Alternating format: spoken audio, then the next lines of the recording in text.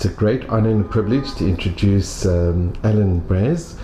We're here in your amazing apartment in Tel Aviv. And Alan, your late mother, Henia, wrote the most amazing book, Passport to Life, and she was a survivor. So as a second generation survivor yourself, could you tell us a little bit about your incredible mother? Sure. She was quite an amazing woman with an amazing story. She wrote this book as a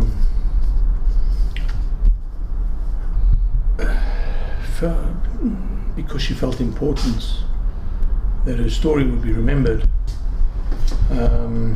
as apparently the people around her at the time were not expressing what they'd been through. So basically, she survived the Holocaust and somehow found her way to South Africa, the details of which I'll tell you a bit later. There she was taken in by an aunt of hers that she never knew until after the war. She never met. And married my father, who originally came from Vilkomer in Lithuania in the 20s. He was part of that migration. Had 3 children, and all of us being boys, we obviously grew up in South Africa, a fairly normal life, not as youngsters, not fully aware of what she had gone through in her youth. And like all other South African kids, we grew up in a normal government schools. We all went to Parktown, Saxonwold, grew up in Houghton, and the Holocaust wasn't really something that was on our agenda at that time of our lives. At some point in time, my mother, who had been involved with the Yad Vashem in South Africa, felt the need to record her memories, because she felt that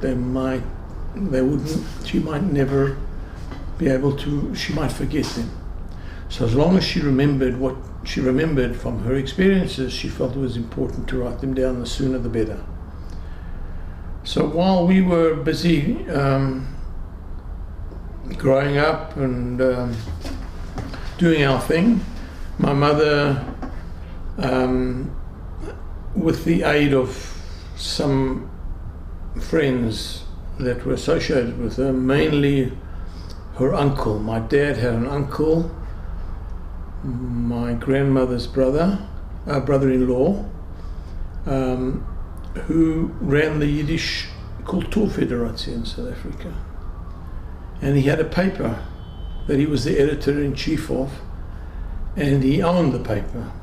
A fellow by the name of Zalman Levy, and I think he due some credit as well. She worked for him, knowing Yiddish very well. She was very useful, and she actually was employed by him in the early years, and that's where probably her the seeds of her will to write her memoirs nurtured. So while we were busy playing cricket and rugby and football and tennis and running after the girls and running a normal life, she used to sit at home and days and nights, and for a period of, I don't know, probably a couple of years, writing her manuscripts, her memoirs, until the time that eventually, with the aid of some more professional people, she eventually published this book. When the book came out, or just a little bit prior to the book coming out, she gave us some of the manuscripts to read. And it was at that time that we basically became aware of what she had gone through and experienced. And we started realizing the amazing story of her survival and what she had gone through as a human being, and what the Holocaust was, and how terrible this was on the people, on what they'd done to the Jewish people, and how lucky she was to have survived all of that. So that inculcated in me, to some degree, a feeling of the importance of the Jewish state, giving me some mission that things like that certainly cannot happen again. And in order for them not to happen again, I obviously found myself in a Zionist movement, and being the eldest, probably I was most moved by her book. Probably my younger brothers were a little less moved maybe at that time, although today they participate in every event and they appreciate everything, and they've read the book many times, and they've all feel fully identified with what she's gone through over the years. But to me it affected to the extent that I, being involved in a youth movement, later becoming a Brazg at some point in time. I was head of Hashmonaim in Beitar in the Transvaal area. My entire years in there were spent. We used to spend them in South Africa at the Shalias home, and we used to sleep there, and there was a fantastic group of people. And at that time, Beitar wasn't that prominent in South Africa. Abonim seemed to be the big thing, and everybody's going there. It was more maybe a social thing. From my point of view, Beitar was important, and I came on Aliyah together with another fellow, and that was the Garin of 1969, the two of us. So while two of us came to South Africa, I obviously was the only one from my school that came to Israel that year. In fact, out of the 50 Jewish boys at Parktown School in my age group, out of 150, there are only two of us in Israel today. So it meant a lot. I was chairman of the Jewish Society at Parktown Boys. I was very much involved in the later years towards my matriculation in trying to get the message across, bringing guest lecturers and things like that at school. But for me it was important, and Israel was for me the solution. I could see somehow that if we take, everybody needed to participate somehow or other, and for me obviously the fulfillment of one stream is to come and settle Israel and become a part of the society over here. So that's what I did. I came here. My father was an engineer. They had a building company. They were involved with property in South Africa. They said they needed a civil engineer, so they sent me off to study civil engineering. Him and his brother, they were in partnership together, the Brazg brothers. And I went off to the Technion and worked the first year my arse off. Never worked so hard before, because to get into the Technion in those days was very difficult. And I went through a year of learning Hebrew, maths. Our maths and physics in South Africa were below the standards over here even at that time. Came to a country that basically was a third world country. While South Africa had M1 motorways and highways, and everybody had servants, and everyone there, this country took me 4 hours, the early days, to travel from Tel Aviv to Haifa, when the Jewish agency picked me up at the airport and took me off to the Technion. because the road was so bad. I had to go through, the main road was blocked, or whatever, and I had to go through Paris-Khana and Ranana and who knows what to get to Haifa. That was 1969. So, you know, for me, being young, it was I remained like journey basically, and a whole big experience. But I got into the Technion, got accepted, and studied 4 years civil engineering. The early years were difficult because I didn't have any Hebrew. My Hebrew was terrible. Anglo-Saxon, it wasn't easy for me to study. They sent me off early, in the beginning of the time at the Technion to study with some Portuguese kids who were students who were studying there. That we went off to private lessons because our course was too advanced for us at the time. Also came in December, where they already started in October, so it was also a problem.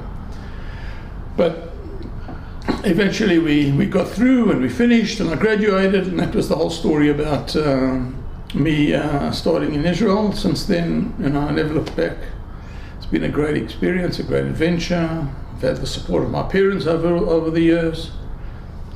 My father deserves, you know, definitely a word of gratitude as well. Without him, I wouldn't probably have made it, yeah. And that's basically my story. Now, regarding my mother, her story is a story of a young girl at the age of growing up a normal life in Vilna. Her youth years were pleasant. They had a wonderful family. The father was well-to-do. He had property there. He was a businessman. He was a dealer in oatmeal and grains, and he had a brother, a sister there that whose husband ran a pharmacy on the premises, and she led a normal life until the age of 12. At the age of 12, the Germans occupied Vilna, and everything was turned upside down. The first things the Germans did when they came in is they gathered up all their men, and they took them off to a prison in the center of Vilna. Obviously, you know, they knocked on the doors and whatever, all the details on this in the book on how he was taken away, but he was taken away, and they never saw him again. It appeared later that the story was that him and all the other men of means or able men in the community, the first thing the Germans did was took them off to Panari, to the forest outside Vilna, and slaughtered them all.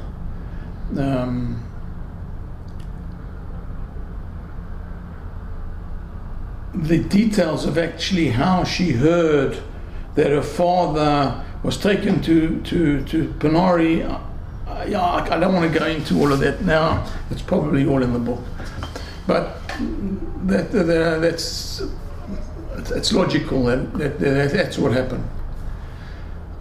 Things deteriorated in Vilna, and eventually they formed the ghettos, and they started moving everybody into the ghettos. The mother was left with 3 daughters. My mother was the youngest. She was 12. She had an elder daughter,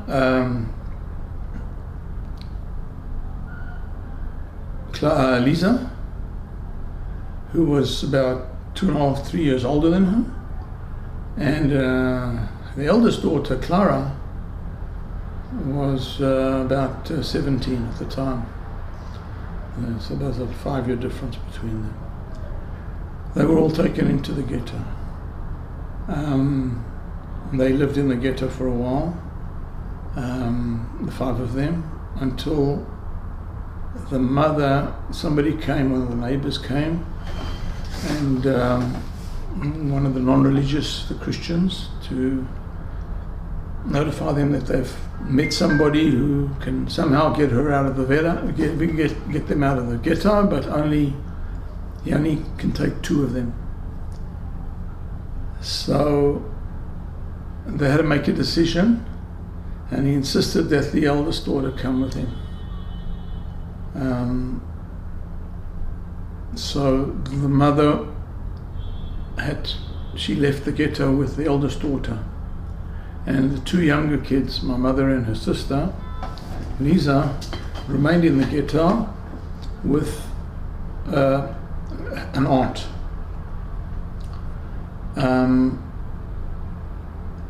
Now, during the period, she'd never heard from her mother and her sister again. The ghetto was eventually, I don't want to go through all the details of how they survived in the ghetto and what happened in the ghetto, and how her sister used to steal out of the ghetto to go and fetch bread and bring it back and whatever. But she, it was one of the things. And one night there was an action, and they somehow cleared everybody else. And for some reason, I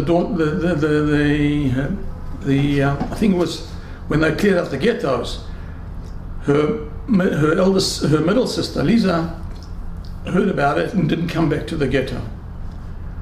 And my mother was left by herself with the aunt initially, and she never saw her sister again. The ghetto was eventually liquidated. They were all taken to the local railway station. They slept over there the night at the local on there while the Germans organised to put them on the trains, and they were sent off to Kaiserberg. I think it was called Kaiserberg.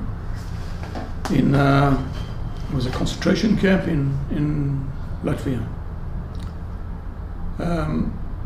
I don't know exactly how long it was that they stayed in Kaiserberg, but at some point in time they were there.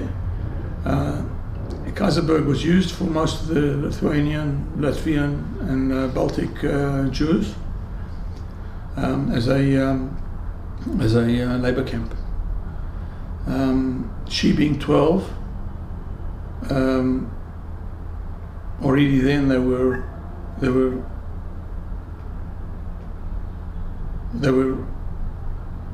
dividing the woman and the elderly and the young kids and whatever, and everybody's mission was to be able to show her that they were capable of working. Now this is a 12-year-old kid who needed to show that she could do the work of a labourer. So she used to put on high shoes so that she would look older than she was. Anyway, she managed somehow to survive that and get a position as a labourer in this camp, and that's where she worked for the early years of the first of the concentration camps during the war, until the time when the Russians started occupying parts of the Baltic states. And at that point in time, the Germans had to take out all these labourers from these camps and shift them to a camp closer to Germany, which was an area in occupied territories, but outside of the danger of Russian occupation. So they were now put on these trains again, and they were sent off to a camp called Stutov, which I'm sure you might have heard of, which was somewhere near Danzig in Poland. So we're talking about someone moving from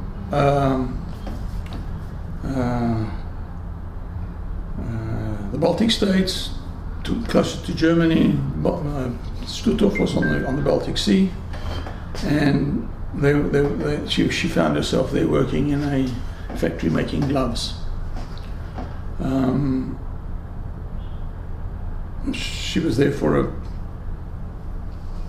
quite a period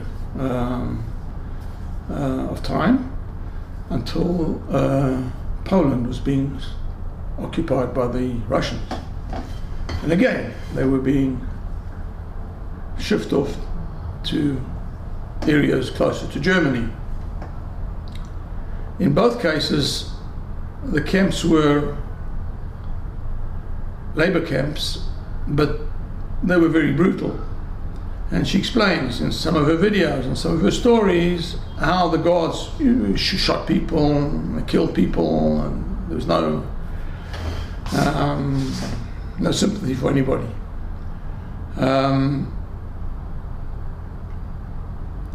When the Russians eventually started occupying Poland, the Germans started moving them off into Germany. And there she found herself in Buchenwald camp, in a sub-camp called Magdeburg, which was already a death camp.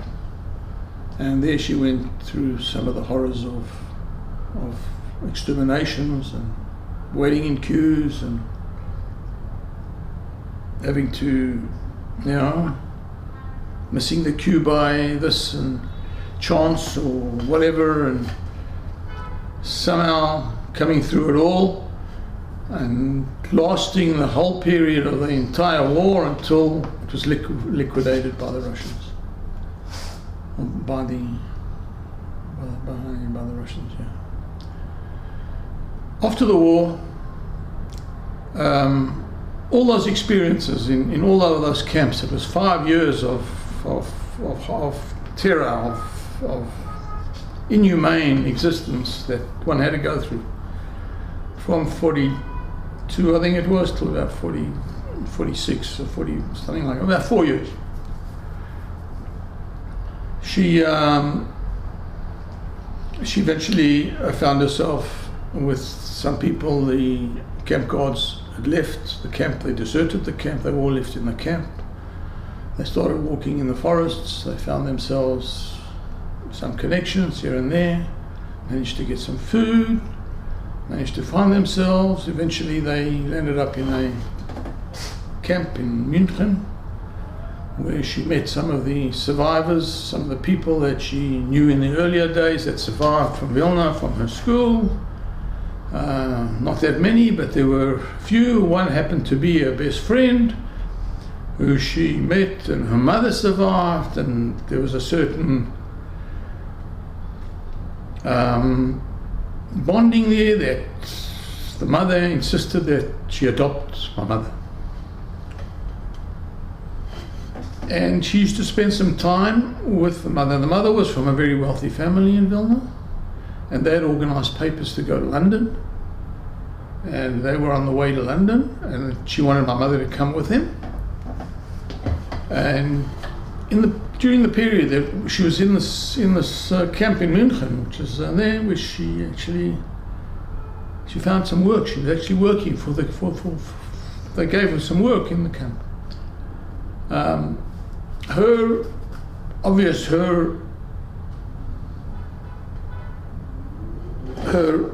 options were to go to Israel. It was the only thing that she had. She didn't have anything else. And one evening, where she went to dinner with Shula, her friend, the mother had a guest at the dinner, and he happened to be a bank manager in Vilna, or worked in a bank. And when he asked, what is her name?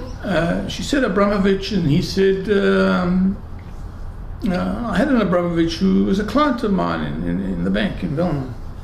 And they put two and two together, and it happened to be that her father was, her ex-father, late father, was a client of his in the bank. And he mentioned that he remembered that the father used to send money to South Africa to the family. From Vilna, he used to send money to his family in South Africa that were battling. Normally it's the other way around. Exactly. And she said that, she asked what, she remembered that she did, her mother used to mention that she had a sister in South Africa. She didn't know who they were. She'd never met them. She didn't know who was in the family, how many children, whatever. But yeah, so apparently after they departed and they separated, he put an advertisement in the paper in London, or I think in one of the English papers. Or he placed the advert in South African paper, sorry. And to say that there's a Henia Brazg, if anybody knows her in South Africa, will they please contact so-and-so? Well, sure as hell, the family somehow picked up this notification in South Africa and eventually sent her, in those days it was postcards and letters and whatever, say that, yes, please, ask her to contact us. Now, basically her friend had left, and they insisted that she come with him to there, and she said no, she's going to Israel. So the option was Israel or go get adopted by Shula's mother. And she, because her father wanted to go to Israel, she was going to go to Israel. And she had some friends with her, and they were going to go together, and the whole thing. And then she stopped writing to her friend in London, and there was a bit of a disconnect. And before she was due to, she already had dates and everything to leave, she wrote her a postcard to say that, yeah, Shula, there's this, we're going to Israel. And they didn't have an address for her. So when the postcard came, they eventually received the address. They knew where to find her. They sent her back an urgent message, an urgent postcard or whatever it was, to say, please contact, we've made contact with your aunt in South Africa, can you please contact her?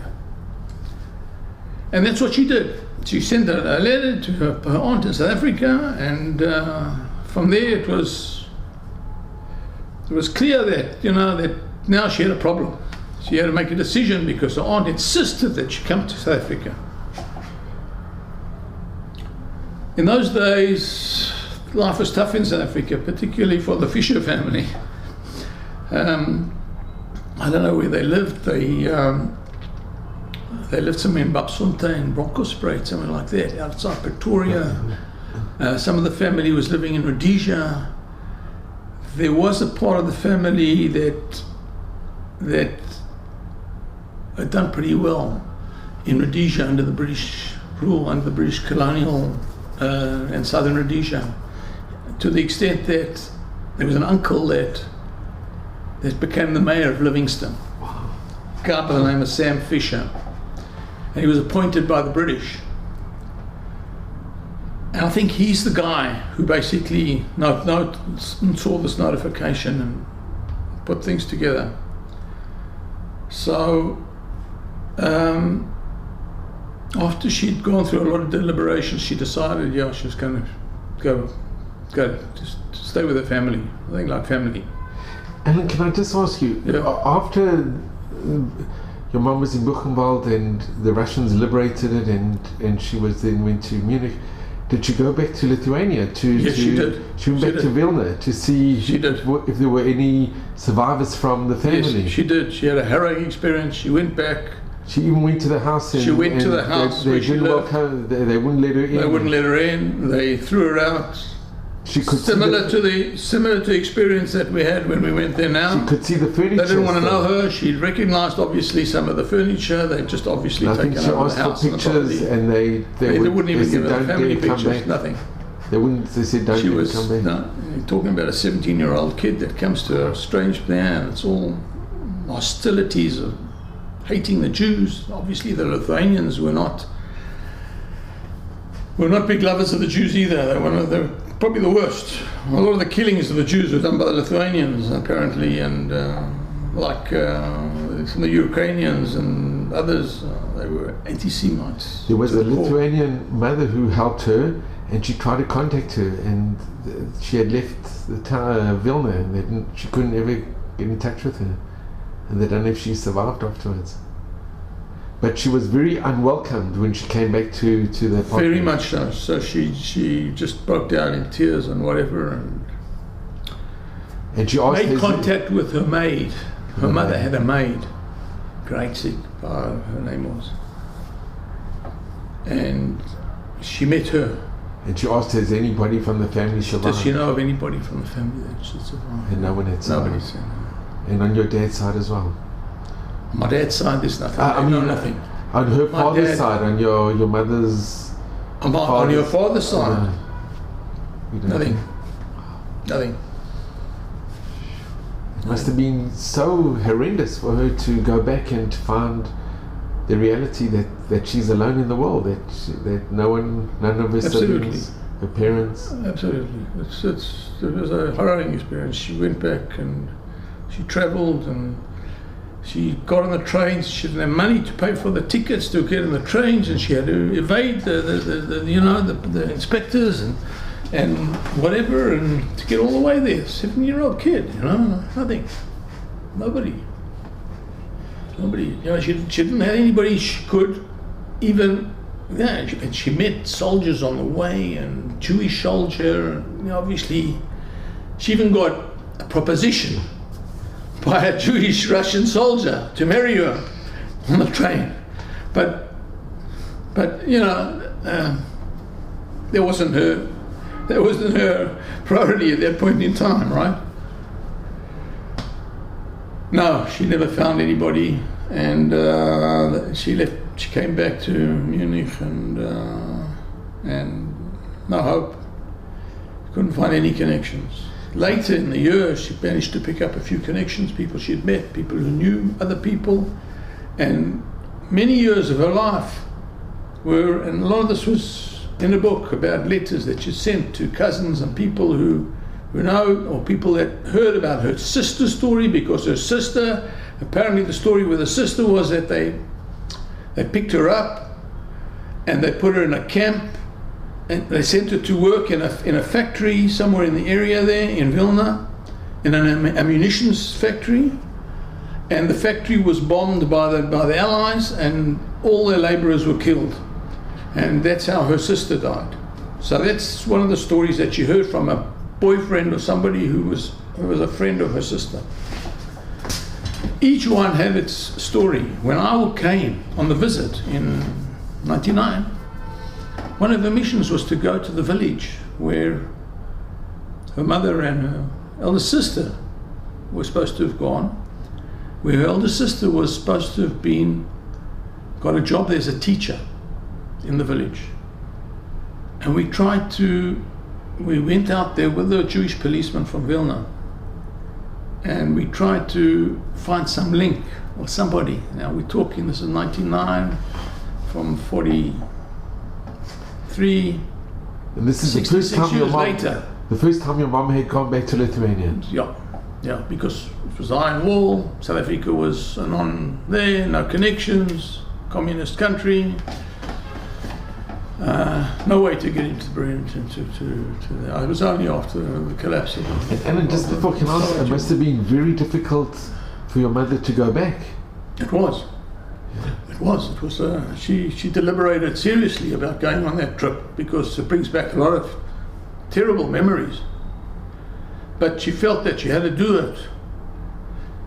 It's like, when you have some sort of post-trauma sort of situation or psychological situation, sometimes you have to go and face the reality to be able to close a circle or live a normal life, or be able to at least say, I've done my best. So that's the only time she went back. So after 66 years, we go down to this village and we're trying to find people, and the 80-year-olds and the 90-year-olds, they don't remember anything anyway. So found nothing over there. So to this day, we don't know what happened to them, where they are, where they're buried, who knows. The father's buried in Penardi. The sister, we don't know where she was buried. And Alan, can you relate when your mum went to her apartment, when she went to try and she found the...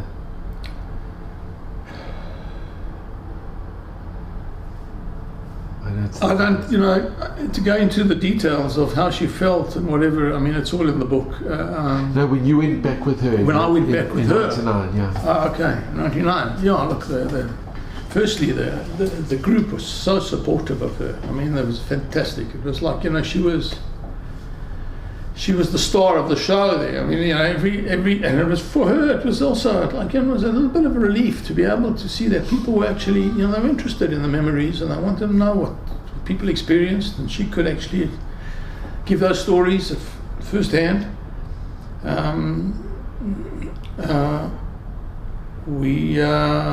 That organised, you know, we were all on this bus and we were travelling around. They were taking us to, you know, one day we were in the ghetto, and one day we were in the Ponari, and one day we were off seeing the centre of town or whatever it was, and there, but it was mostly around Ponari and there. But there was this time that they decided they were going to go and help my mother find her apartment. Kalavaska Street number 9 or something like that, or whatever it was. Yeah? Kalavaska Street. So, I don't think she had the number.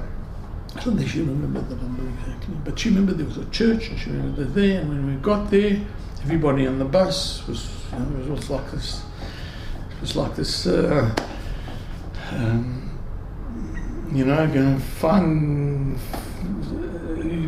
When you're looking for treasure hunt, is the word, right? It was this treasure. We're looking for this treasure, and we're trying to find this place where she writes in a book of 20. I don't know how many apartments he had there. It's a big plot and whatever.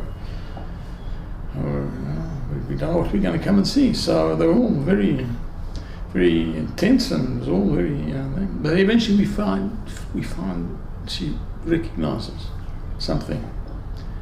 And so we go up the road, we go down the road, and at the beginning she's not quite sure if it's that. And then eventually she says, yes, that's where it is. And it's just after 66 years.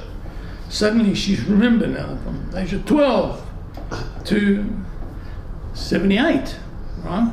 66, 78, she's 78 now. And policeman comes out, and I've got my camera, and my brother's there, and we're all sitting on the bus there looking, or whatever it is. And I don't remember if people got out of the bus, but I think that might have made them feel a little unhappy, or whatever it is. I don't know if the people were actually in the bus, but she got out, she walked with the policeman, sort of let her go forward, and she knocked on a door, and somebody came out, and they were communicating in Lithuanian. I didn't know Polish. I didn't know exactly what they were saying.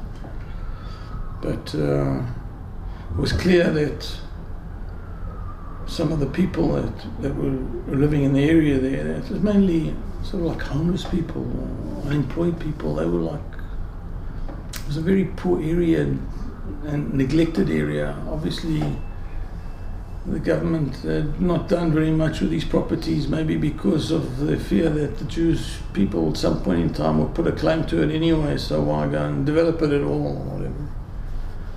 And I assume that these are second generation, third generation people that might have grown up there or whatever. Some of the people were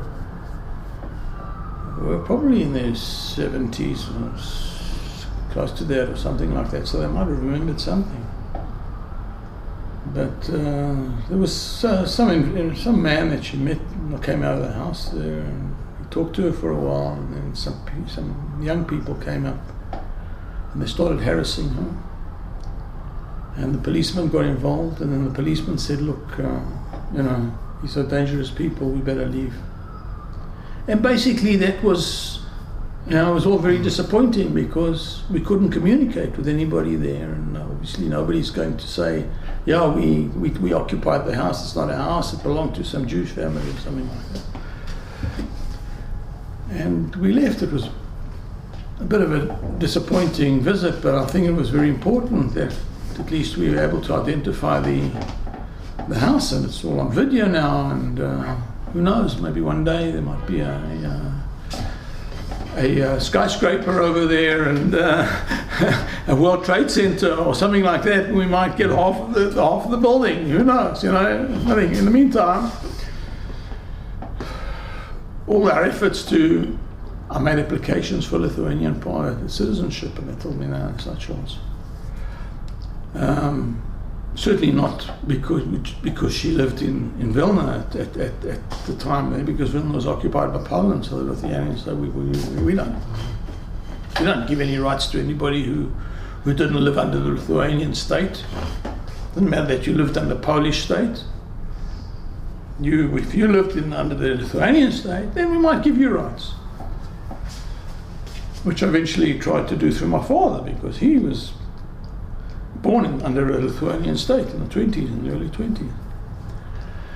But the Lithuanians didn't cooperate with us at all on that. And but Alan, was my grandfather's side, my mother's father was one of the leaders of the community. Apparently my mother always used to tell us about the Vilna Balabessel. Not the Gaon of Vilna, but the Vilna Balabessel, who she was a descendant of. Now, I don't know who the Vilna Balabessel was, what his function in the community was, but they were part of a pretty significant community over there. The father was part of the community, and he came here on trips to Palestine in those years before the war, in the 30s, to buy land for members of the community.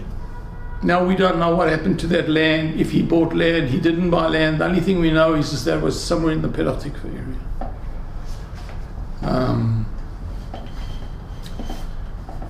her father did a few trips. He actually made about 2 or 3 trips. He made a couple of trips. We don't exactly know how many. 30s, we don't know where he came to. I've tried through some of the organizations about Jewish Holocaust victim properties or whatever it is. He wanted to immigrate. Found nothing, huh? Your grandfather, your mom's father wanted to immigrate. He wanted to immigrate.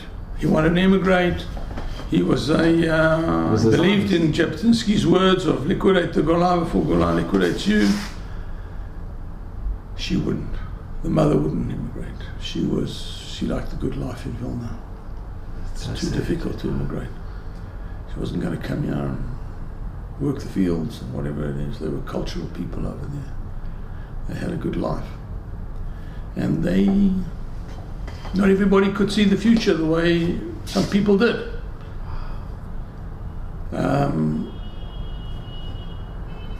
All his efforts obviously were to no avail. In fact, he even mentions to the children at some point in time that a lot of their wealth he's hiding under the house. Yeah. And he's going to put it under some boards in the house there, and he showed them where he put obviously some of the jewelry or whatever it was, in case of bad times, because he was more of a pessimist than the mother.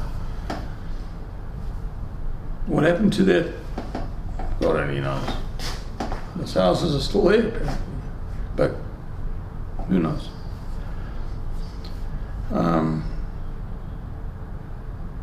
And was your mum happy that she went on that trip in '99? Very much so, yeah. And I think the fact that I joined her was a big thing. And she met her granddaughter. I mean, she met her granddaughter. For me, it was an eye opener as well. I mean, to go through, the Vilna, the ghettos, and showing us where they used to go around the ghetto. It must have been incredible having first hand. She tried to find in which house she lived in the ghetto or whatever it is, which she couldn't quite recognize. But she recognized the place of when they liquidated the ghetto, where they were taken to, right? And it was an experience. Definitely the ghetto and Ponari and I mean, it's very horrendous what they did there. The way they managed to conceal this mass murder of all these Jews in these forests there. Your mum mentions, and my brother actually videoed, that there were some people that had survived and they came back to Vilna to warn the people what's going on in Ponari. That's right. And they thought they were crazy. No one believed them. That's right. They didn't believe that such a thing could happen, and they thought they were like crazy. Well, stories were, but until they actually spoke to some of the people. Yeah. Yeah. Wow. Yeah. And Alan, did your mom leave you guys with a message? What was her? What was her? Having gone through the harrowing experiences and the hair raising and what she went through, what did she instill in her children and her grandchildren? What message did she give you? Firstly, for me to come here was fulfillment of a dream. She writes that in a book. All right? At least we can carry on. Now, what basically, and the message is such obviously a message of we can't allow humanity to forget these horrendous atrocities.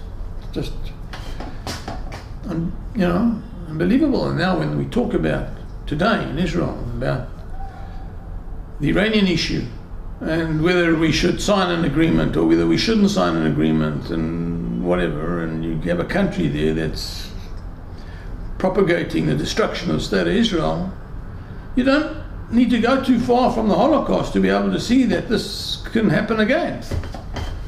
And we have to do everything in our power to stop these things. And obviously the efforts of Jewish people in Israel and the community and wherever we've come from all over the world has been able to create here a vision of security for Jewish people all over the world.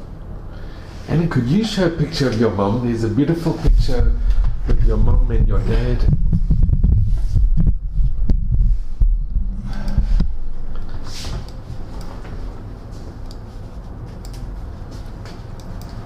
Yeah, this is my mother and dad on their wedding. She's 7 years younger than him. He's 27, she's 19 or something. She was only in South Africa a couple of years before he met her. And didn't take too long for him to, which is quite amazing because he was South African boys who really didn't, obviously they'd gone through the war and he was in the South African army and he didn't fight in the Second World War, but he was mobilized and probably meant something to him, but I think her story and whatever meant a lot, and I think a lot of it is the fact that she was a good-looking woman. She was an amazing. What else can I show you here?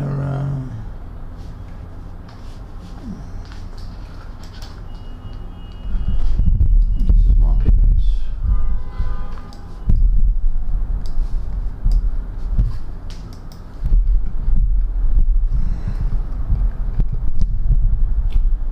Going out for dinner in the early years. This is like early 50s, end of the war.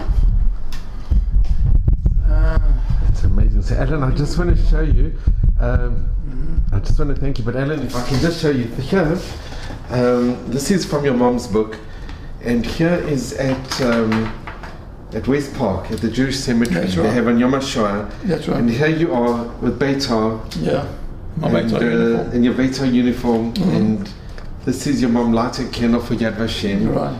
And every year she was guest of honor, and she'd give a speech. And here's your mom speaking at this incredible she'd give a speech, ceremony. She'd talk about her memories. She had it all worked out. I mean, every year it was a talk to the whole community. Jewish community of Johannesburg used to turn out at West Park Cemetery, and it was a big event for us. Yeah. So I actually attended. That's my brother. That's my brother, Clark. We'll just show it on the. Yeah. And I was actually very fortunate. Lighting the candles. We used to attend every year as well. It was the community. It was a big event. Big event. Once a year we would go to Yad Vashem to the West Park where they have the 6 shofars. It's the most beautiful memorial. And your mom spoke. So Alan, having a picture of you standing there, your mom must have been so proud of you and your brothers, and I just want to thank you, Alan. I really want to thank you so much. It's been an absolute honor and a privilege, really. Thank you. It's really been such a First of all, to read the book and to have seen the video footage that my brother did, that you were on that trip. Amazing. He's got some memories there in his video clips. In fact, one of the clips is something that every time I see something, I reread the stories, or I get something like your brother's clip, I get a new revelation. The last, what you just said me now was the experience she explains on one of her videos where she's in Majdanek, I think. No, yes, and she's explaining how she was in the camps, and because she was too weak to climb to the top bunk, she used to sleep on the bottom bunk.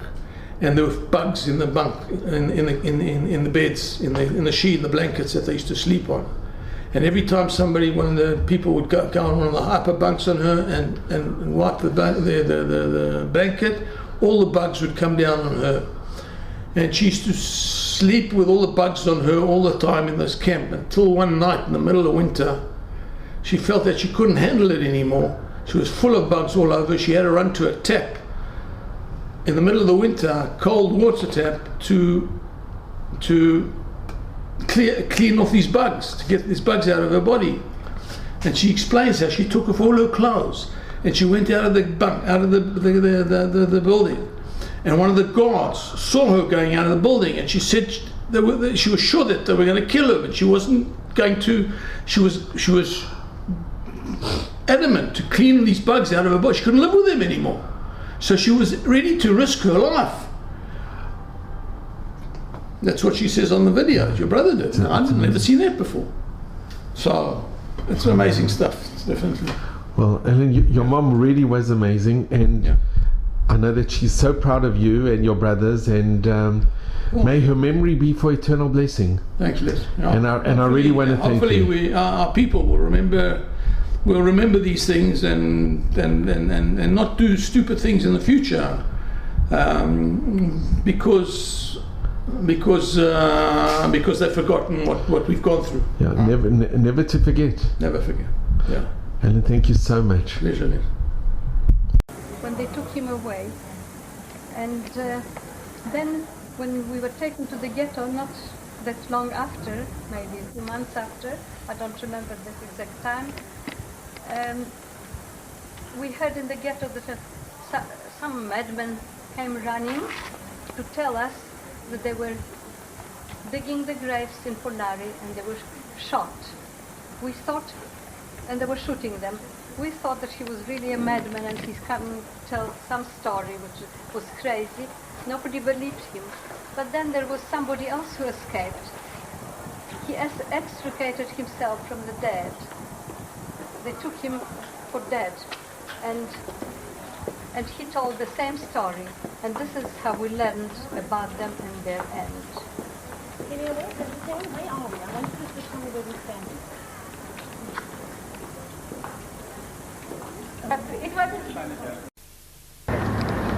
Where? It's a church, where? She hasn't recognized it how shit. She's left to Behind the tree. Look on the floor. the trees are That's Look, yes, Huh? on the floor. It's a clump of trees, yeah, you can Wait a church moment. there. Wait a moment. Будьте любезны, медленно, Give him a chance, yeah. медленно, хорошо?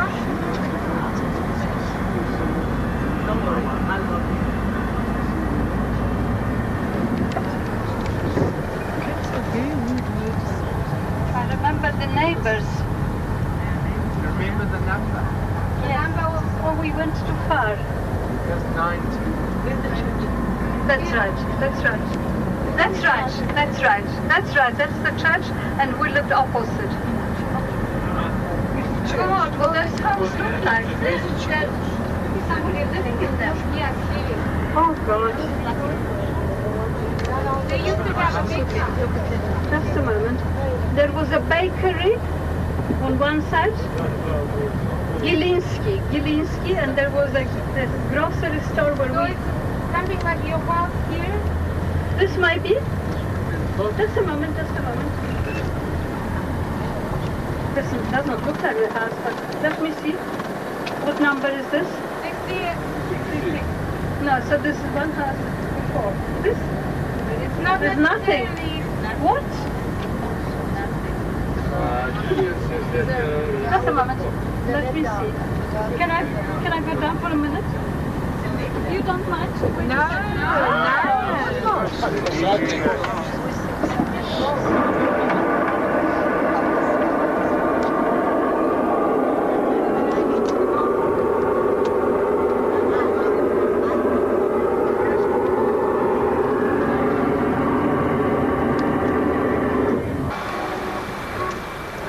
Dette er heftig der. Han skulle ikke nå så det.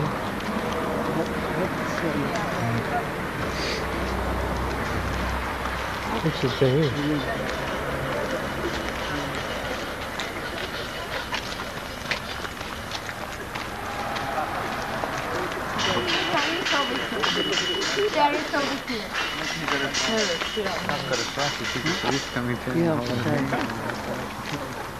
Det finns inte så mycket.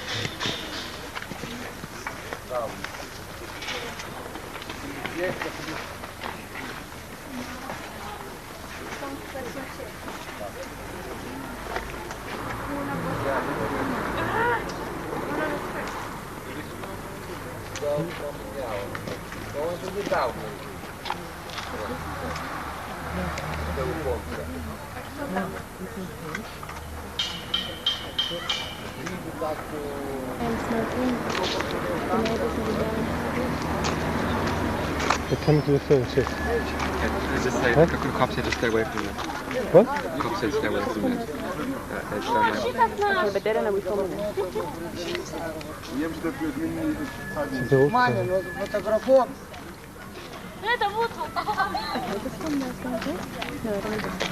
Come all the way, take a picture of you. Huh?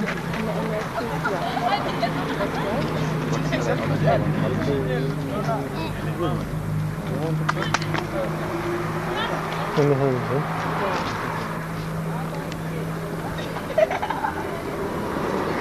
What are you singing? What are you singing? From the house?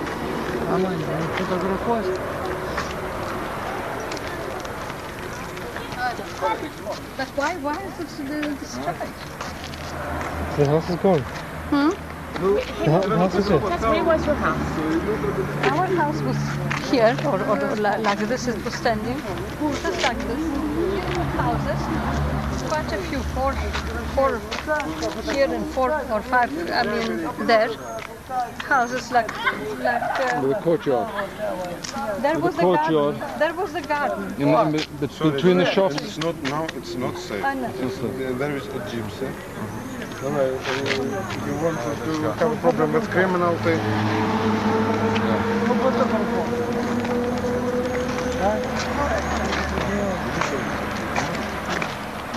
And this is left, my darling. What is the difference? I don't think I would.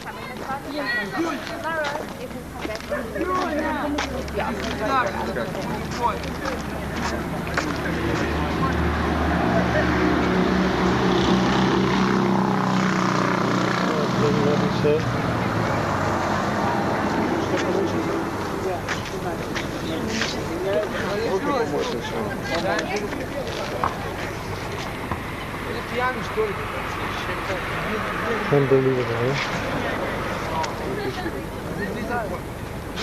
Martin Diary. So can I use this? Cool.